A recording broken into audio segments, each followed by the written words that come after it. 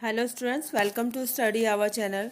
आज हम आपके लिए लाए हैं क्लास 12 की पॉलिटिकल साइंस के सेक्शन बी का chapter number 1 casteism and communalism. और ये इस चैप्टर से रिलेटेड फर्स्ट पार्ट है। तो सेक्शन बी के इस फर्स्ट पार्ट को हम स्टार्ट करते हैं और इसमें हम कास्टिज्म को डिस्कस करेंगे। और ये हमारी सेक्शन बी की थर्ड यूनिट का फर्स्ट चैप्टर है। तो वीडियो के इस पार्ट में हम कास्टिज्म से रिलेटेड कौन कौन से टॉपिक्स को डिस्कस करेंगे। तो सबसे पहले हम बात करेंगे what is the meaning of casteism, यानी कास्टिज्म का मीनिंग क्या होता है। नेक्स्ट हमारा टॉपिक होगा role of casteism in Indian politics, कि इंडियन पॉलिटिक्स में कास्टिज्म का क्या रोल है। उसके बाद से हम बात करेंगे कि what are the positive and negative impact of the casteism, यानी कास्टिज्म का पॉजिटिव और नेगेटिव जो इम्पैक्ट है, जो इन्फ्लुएंस है, जो प्रभाव है वो क्या है। और उसके बाद से हम डिस्कस करेंगे what are the measures to remove the casteism, यानी कास्टिज्म को रिमूव करने के लिए, दूर करने के लिए कौन कौन से जो उपाय हैं, जो मेजर्स हैं वो हम इम्प्लीमेंट कर सकते हैं। तो फर्स्ट टॉपिक है मीनिंग ऑफ कास्टिज्म, यानी सबसे पहले हम समझते हैं कि कास्टिज्म क्या होता है। तो सबसे पहले कास्टिज्म को समझने से पहले हम कास्ट की डेफिनेशन को समझते हैं कि when a section is completely based on inheritance it is called a caste. यानी जब भी कोई सेक्शन होता है वो पूरी तरह से इनहेरिटेंस, यानी one by one, generation by generation वो इंक्रीज होता है, बढ़ता जाता है आगे, तो इसको हम कहते हैं कास्ट। ठीक है। और जब इस कास्ट के रिलेटेड जो भी जो अटैचमेंट है वो बहुत ज़्यादा इंटेंस हो जाता है toward the caste, is called casteism. यानी कोई भी पर्सन है, कोई भी सोसाइटी है या उस के जो लोग हैं, जब अपनी कास्ट को लेके बहुत ज़्यादा इंटेंस हो जाते हैं, बहुत ज़्यादा उससे अटैच हो जाते हैं, तो वो जो कास्ट है वो किस में कन्वर्ट हो जाता है, कास्टिज्म में। क्लियर। तो when a section is completely based on inheritance it is called a caste, यानी जब पूरा का पूरा एक सेक्शन एक इनहेरिटेंस पे डिपेंड होता है, बेस्ड होता है, तो उसको कहते हैं कास्ट।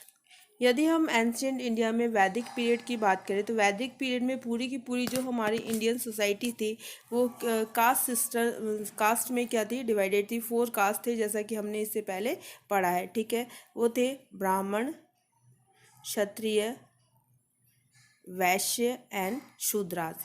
और जो भी ये कास्ट डिवीज़न होता था पूरी सोसाइटी का, ये caste division on the basis of work and profession, यानी कौन किस काम को कर रहा है उस काम के बिहाफ पे ये कास्ट जो है उस तरह से पूरी सोसाइटी इन का 4 कास्ट में डिवाइडेड थी।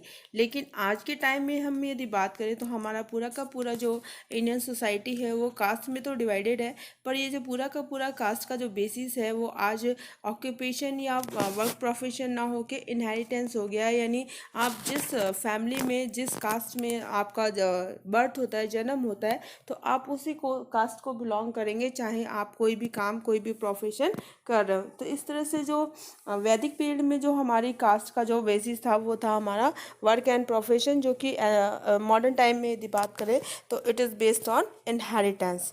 क्लियर। तो इस तरह से जब कोई भी एक सोसाइटी या जो भी सोशल ग्रुप्स होते हैं वो अपनी एक कास्ट से बहुत ज़्यादा अटैच हो जाते हैं, तो उस उनकी फीलिंग को कहा जाता है कास्टिज्म, यानी जातीयता, यानी अपनी जाति से बहुत ज़्यादा लगाव करना।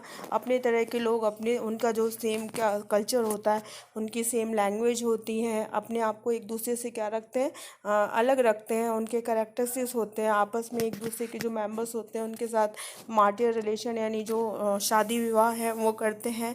और इसके साथ साथ ही अपना जो ट्रेडिशनल ऑक्यूपेशन है उसको परफॉर्म करते हैं। तो इस तरह से जब भी किसी सोसाइटी का एक पर्टिकुलर जो सोशल ग्रुप होता है वो अपने आप को दूसरों से सेपरेट करके अपने खुद के करेक्टरिस्टिक्स, अपने खुद का ऑक्यूपेशन, उनका खुद का अपना कल्चर, उनका खुद का अपना लैंग्वेज, ठीक है, या ट्रेडिशनल ऑक्यूपेशन को परव्यू करते हैं, परफॉर्म करते हैं, तो that is known as casteism. Clear. Our next topic is what is the role of caste in Indian politics, यानी जो ये कास्ट है उसका इंडियन पॉलिटिक्स में क्या रोल होता है। तो जैसा कि हम जानते हैं कि जो कास्ट है उसने इंडियन पॉलिटिक्स में बहुत ही इम्पॉर्टेंट रोल प्ले किया है। इससे रिलेटेड यदि एक इम्पॉर्टेंट स्टेटमेंट की बात करें तो अकॉर्डिंग टू जयप्रकाश नारायण, ठीक है, जयप्रकाश नारायण के अकॉर्डिंग उन्होंने कैसे डिफाइन किया है कास्ट को, कि caste is the most important party in India. Caste is the most important party in India. Caste is the most important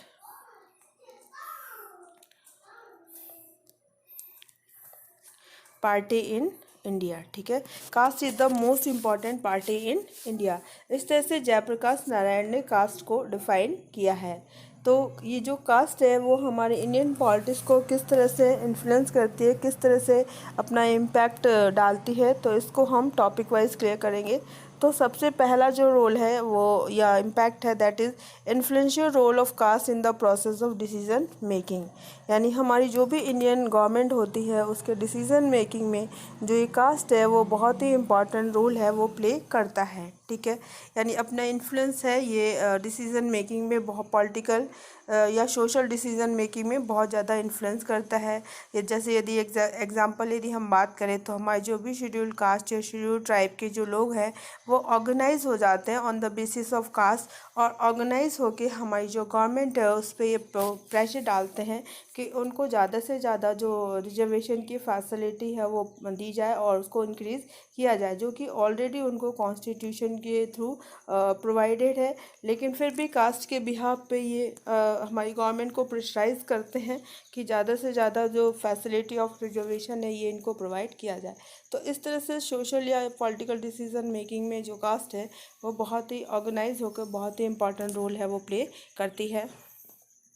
second rule है voting practices on caste basis. यानी India में जब भी election होते हैं तो इलेक्शन में जो भी पॉलिटिकल पार्टीज़ होती हैं वो किसी भी कॉन्स्टिट्यूएंसी से उस कैंडिडेट को क्या करती है, वहाँ से खड़ा करती हैं जो कि वहाँ के लोगों की कास्ट को बिलोंग करता है, ताकि उस कैंडिडेट को ज़्यादा से ज़्यादा जो सपोर्ट वोटर का सपोर्ट है वो मिल सके। और इस सपोर्ट का पूरा जो बेनिफिट है वो किसको होता है, पॉलिटिकल पार्टीज़ को। इस तरह से हमारी वोटिंग सिस्टम पे भी कास्ट है वो बहुत ज़्यादा इम्पैक्ट डालती है।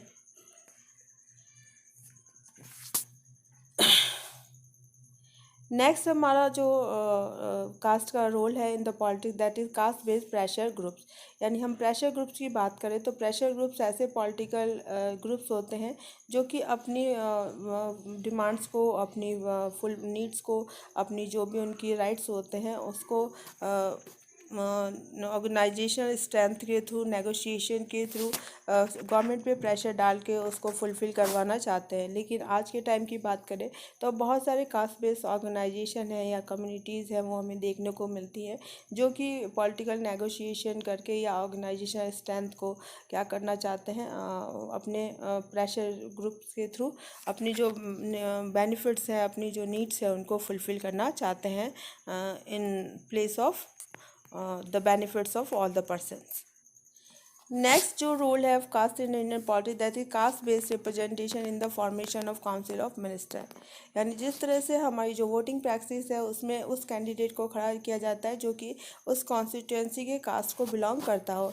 इसी तरह से यदि हम बात करें तो जब भी काउंसिल ऑफ मिनिस्टर है उसका फॉर्मेशन होता है तो इस बात का ध्यान रखा जाता है कि कैबिनेट में ईच एंड एवरी कास्ट को जो मेजर जो वो है पार्टिसिपेशन है वो दिया जाए। तो इस तरह से ये देखा जाता है कि ईच एंड एवरी जो कास्ट है उसको पार्टिसिपेशन देने के लिए ईच एंड एवरी कास्ट के लोगों को एज ए मिनिस्टर अपॉइंट किया जाता है। इस तरह से पूरा का पूरा जो रिप्रेजेंटेशन है वो क्वालिटी और क्वालिफिकेशन के बिहाफ पे ना होकर सिर्फ कास्ट बेस पे होता है, जो कि हमारी इंडियन पॉलिटिक्स के लिए सही नहीं है। नेक्स्ट हमारा टॉपिक है कास्ट इन स्टेट पॉलिटिक्स। यानी सिर्फ हम सेंट्रल गवर्नमेंट की बात न करें, हमारे स्टेट है वो भी कास्ट पॉलिटिक्स से अनटच्ड नहीं है, ठीक है। यदि हम बात करें जैसे हमारा स्टेट ऑफ बिहार है, केरला है, तमिलनाडु है, महाराष्ट्र है एंड राजस्थान है, ये कास्ट बेस्ड पॉलिटिक्स के बहुत ही इंपॉर्टेंट प्लेस हैं और यहाँ की जो पॉलिटिक्स है वो हमेशा यहाँ के जो भी कास्ट है उससे इन्फ्लुएंस रहती है और कहीं ना कहीं ये हमारी पॉलिटिक्स को बहुत ज़्यादा इन्फ्लुएंस करती हैं। Decisions of political parties are based on caste basis. और यदि हमारे इंडियन पॉलिटिक्स की बात करें तो बहुत सारे डिसीजन हैं वो कास्ट को बेस रख के लिए जाते हैं ताकि पर्टिकुलर एक कास्ट के लोगों को सेटिस्फाई किया जा सके। इंडिया की जितनी भी पॉलिटिकल पार्टीज़ है वो अपने जो भी डिसीजन लेती हैं वो कास्ट बेस्ड डिसीजन लेती हैं वाइल सेलेक्टिंग देयर कैंडिडेट। जब भी वो अपने कैंडिडेट्स को सेलेक्ट करती है तो इस बात का ध्यान रखती है कि वो उस कास्ट को बिलोंग करे जहाँ पे जिस कॉन्स्टिट्यूएंसी में, जिस एरियाज़ में उस कास्ट के ज़्यादा से ज़्यादा वोटर का सपोर्ट उन्हें मिल सके। नेक्स्ट हमारा टॉपिक है what are the positive impact of casteism, यानी कास्टिज्म जिस तरह से कहीं ना कहीं हमारे इंडियन पॉलिटिक्स को इन्फ्लुएंस करती है, उसमें एक इम्पॉर्टेंट रोल प्ले करती है। तो इस तरह से हमारी इंडियन सोसाइटी पे भी एक इम्पॉर्टेंट और पॉजिटिव इम्पैक्ट है। उसके कारण देखा जाता है कि कास्टिज्म के कारण लोगों के अंदर जो स्पिरिट ऑफ सोशलाइजेशन है एंड यूनिटी जो है अमंग द पीपल वो देखने को मिलती है, क्योंकि कास्टिज्म के थ्रू ही जो लोग हैं वो इनहेरिटेंस के थ्रू एक सोशल ग्रुप्स में, एक सोशलाइजेशन में यूनाइटेड हो जाते हैं। तो इस तरह से पूरा का पूरा जो सोसाइटी है वो क्या रहती है, यूनाइटेड रहती है।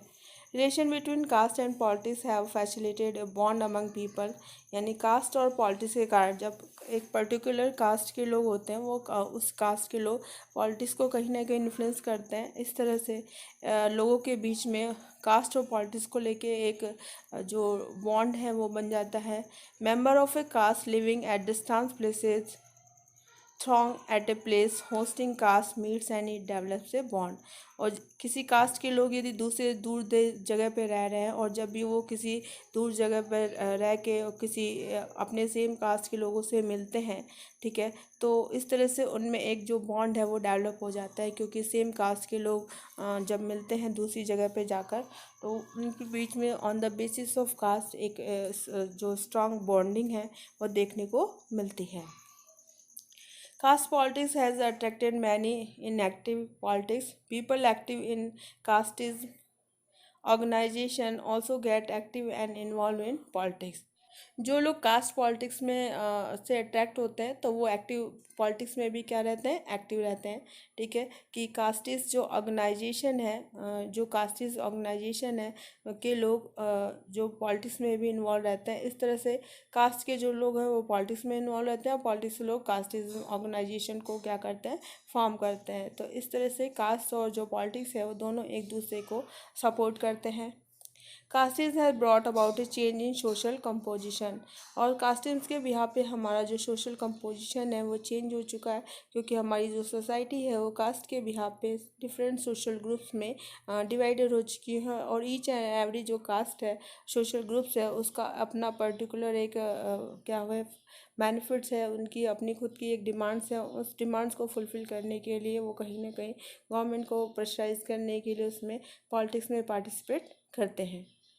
Caste politics has changed the social culture among all the castes in the society। और caste politics has change the social culture among all the caste in the society.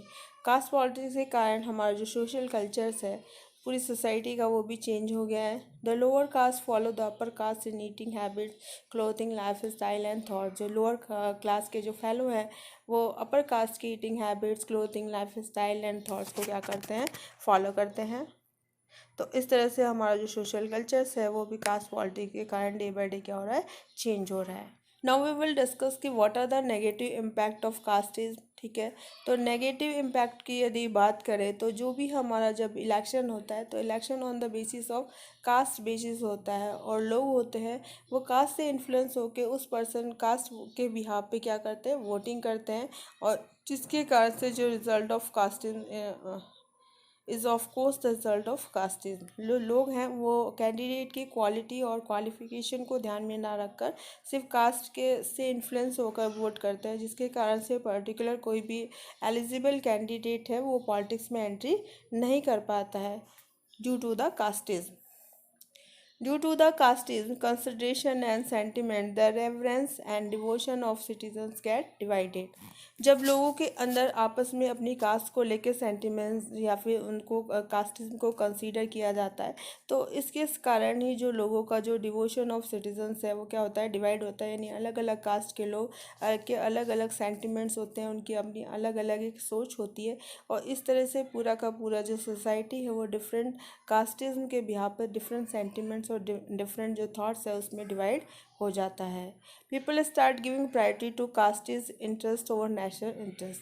जो लोग होते हैं अक्सर अपनी कास्ट के इंटरेस्ट को ज़्यादा प्रायोरिटी देते हैं ओवर द नेशनल इंटरेस्ट, यानी कई बार अपनी कास्ट को इतना ज़्यादा वो इम्पॉर्टेंट समझते हैं कि नेशनल इंटरेस्ट को भी इम्पॉर्टेंट नहीं देते हैं। तो ये that it is a very important negative impact of casteism. ठीक है, नेक्स्ट यदि बात करें तो caste induced thoughts encourage orthodoxy, because of which scientific and progressive outlook do not gain momentum on the wheels of development. Caste के कारण लोगों के थॉट्स हैं वो ऑर्थोडॉक्स होते हैं, ठीक है, ऑर्थोडॉक्स हो जाते हैं, और उसके कारण से जो भी साइंटिफिक या प्रोग्रेसिव जो आउटलुक है वो नहीं हो पाता है, और हमारा जो व्हील्स ऑफ डेवलपमेंट है यानी विकास है, विकास की जो गति है वो कहीं ना कहीं से इन्फ्लुएंस होती है, इससे प्रभावित होती है. Because of casteism, government work under the pressure of big and powerful casteist groups and organization.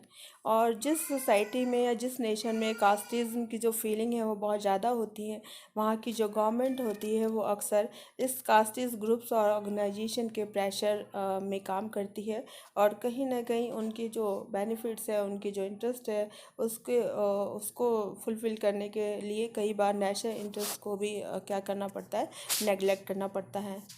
Casteism endangers such democratic values as freedom, equality, fraternity, etc. ठीक है, जो कास्टिज्म है वो हमारी डेमोक्रेटिक वैल्यूज़ की बात करें, जैसे फ्रीडम, इक्वालिटी और फ्रेटर्निटी के लिए क्या है, एंडेंजर, एक खतरा है. ठीक है, तो society get disharmonise in terms of splits, divisions and conservative interest. ठीक है, हमारी जो सोसाइटी है उसको बहुत ज़्यादा क्या होता है, डिसहार्मोनाइज होती है इन टर्म्स ऑफ स्प्लिट यानी बंटवारा, डिवीज़न यानी, एंड कंजर्वेटिव इंटरेस्ट यानी सिर्फ अपनी कास्ट से रिलेटेड जो लिमिटेड जो इंटरेस्ट है उनको फुलफ़िल करने के लिए सोसाइटी सिर्फ अपना डिसहार्मोनाइज होती है, यानी कहीं ना कहीं उससे नुकसान होता है. Casteism give birth to conflicts and animosity in the society, और कहीं ना कहीं जो कास्टिज्म है वो सोसाइटी में मतभेद और जो एनिमोसिटी है उसको क्या करता है, इनक्रेज करता है, यानी एक दूसरे को नुकसान करने की और आपस में एक दूसरे के साथ कॉन्फ्लिक्ट, लड़ाई झगड़े, मतभेद की जो फीलिंग्स है उसको एनकरेज करता है. नेक्स्ट हमारा टॉपिक है कि व्हाट आर द एफर्ट्स और what are the measure to remove casteism, यानी कास्टिज्म की जो फीलिंग्स हैं उसको हम कैसे रिमूव कर सकते हैं.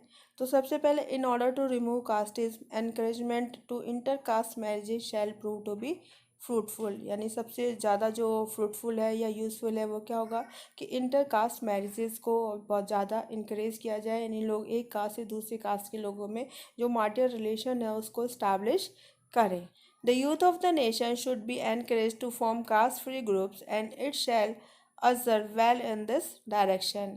जो भी हमारे नेशन का यूथ है, जो भी हमारी जो न्यू जनरेशन है, उनको इनक्रेज किया जाए कि वो ज़्यादा से ज़्यादा कास्ट फ्री ग्रुप्स है उसको क्या करे, फॉर्म करे, और इस डायरेक्शन में उन्हें सबसे ज़्यादा क्या किया जाए, मोटिवेट किया जाए, यानी कास्ट जो ग्रुप्स हैं उनको फॉर्म ना होने दिया जाए. If these caste-free groups get vocal and get into the society with the strong appeal of their doctrine, और इस तरह से यदि कास्ट फ्री जो ग्रुप्स हैं वो सोसाइटी में आएंगे और सोसाइटी में एक स्ट्रॉन्ग अपील करेंगे ऑफ देयर डॉक्ट्रिन, अपने डॉक्ट्रिन के लिए, अपनी जगह के लिए, then of course entire population will be their members one day. तो हो सकता है कि एक दिन ऐसा आएगा कि सारी की सारी सोसाइटी है वो इस कास्ट फ्री जो ग्रुप्स है उसका क्या बन जाए, मेंबर बन जाए. For the removal of casteism anti racial education is mandatory. ठीक है, और कास्टिज्म को यदि हम दूर करना चाहते हैं, जो भी कास्टिज्म को फीलिंग है उसको हटाना चाहते हैं, तो सबसे पहले जो हमारी एजुकेशन है वो एंटी रेशियल होनी चाहिए, यानी किसी भी जाति, किसी भी धर्म या किसी भी संप्रदाय से रिलेटेड नहीं होनी चाहिए. Children should not be imparted with caste based rules, जो भी कास्ट बेस्ड रूल्स हैं उनमें बच्चों को पार्टिसिपेट या इम्पार्ट नहीं करने देना चाहिए. If they come to know of them naturally because of social atmosphere, then advanced education should be such that they develop a mindset which does not subscribe to caste-based dogmas. ठीक है, और यदि बच्चों को ऐसा पता भी चलता भी है तो उन नेचुरली, ठीक है, अबाउट, क्योंकि सोशल एटमॉस्फेयर ऐसा होगा, तो इसके लिए उन्हें एडवांस जो एजुकेशन है वो प्रोवाइड किया जाना चाहिए ताकि उनका माइंड सेट है वो इस चीज़ के लिए डेवलप हो सके कि जो कास्ट बेस्ड जो डॉगमास है वो सही नहीं है, उसको ज्वाइन नहीं करना चाहिए. To end casteism they should be anti casteist propagandas. by way of propaganda. Anti-casteist mindset, emotion and sensitivity should be infused in people's minds. ठीक है, और कास्टिज्म को एंड करने के लिए जो एंटी कास्टिस्ट प्रोपेगेंडा है, जो प्लान्स हैं, जो भी हमारे न्यू प्लान्स हैं, न्यू आइडियाज़ हैं, उनको इम्प्लीमेंट किया जाना चाहिए। ठीक है, इस तरह से जो एंटी कास्टिस्ट जो प्रोपेगेंडा है वो लोगों की इमोशन, उनके माइंड सेट, उनकी सेंसिटिविटी को कहीं ना कहीं इन्फ्यूज़ करेगा, ताकि लोगों का जो माइंड है वो क्या होगा, चेंज होगा। ठीक है, कहीं ना कहीं उस एंटी कास्टिस्ट माइंड सेट होगा, इमोशंस होंगे एंटी कास्टिज्म, यानी कास्ट को बिलोंग नहीं करेंगे, कास्ट के बारे में नहीं सोचेंगे। In order to remove casteism, mere sloganeering, bringing any laws, and to talk against caste arrangement will not suffice unless these are implemented on ground. Casteism को यदि वाकई में हमें रिमूव करना है तो सिर्फ स्लोगन करने से या फिर लॉज लाने से या फिर कास्ट के अगेंस्ट में अरेंजमेंट करने ही सफाइस नहीं होगा, यानी ये ही हमारे लिए इनफ नहीं है। इसके साथ साथ इन सारे प्लान्स को हमें ग्राउंड लेवल पे भी क्या करना पड़ेगा, इम्प्लीमेंट करना पड़ेगा। Hence it is the duty on the part of the people to play an active role in the direction of its administration, यानी ये ईच एंड एवरी पर्सन की ये ड्यूटी है कि वो इस जो भी हमारी कास्टिज्म है इसको रिमूव करने के लिए, इसके एलिमिनेशन के लिए इस डायरेक्शन में एक्टिव रोल प्ले करे। ठीक है, सिर्फ स्लोगन से या फिर लॉज बनाने से जो कास्टिज्म को जो फीलिंग्स है उसको ख़त्म नहीं किया जा सकता है। For the elimination of casteism, it is important to bring in cultural and political equality in the society. और सबसे मेन इम्पॉर्टेंट चीज़ है कि यदि हम कास्टिज्म के फीलिंग को एलिमिनेट करना चाहते हैं from the society from the nation, तो सबसे पहले हमारी जो कल्चर और पॉलिटिकल इक्वालिटी है वो इस्टेब्लिश करनी पड़ेगी सोसाइटी में, यानी कल्चर के बिहाफ पे और पॉलिटिकल जो राइट्स है वो ईच एंड एवरी कास्ट को, each and every social groups को इक्वली प्रोवाइड किए जाने चाहिए। When there are cultural and economic disparities in people of different castes, then the people on their own will bring down caste bondage and will start establishing social relation.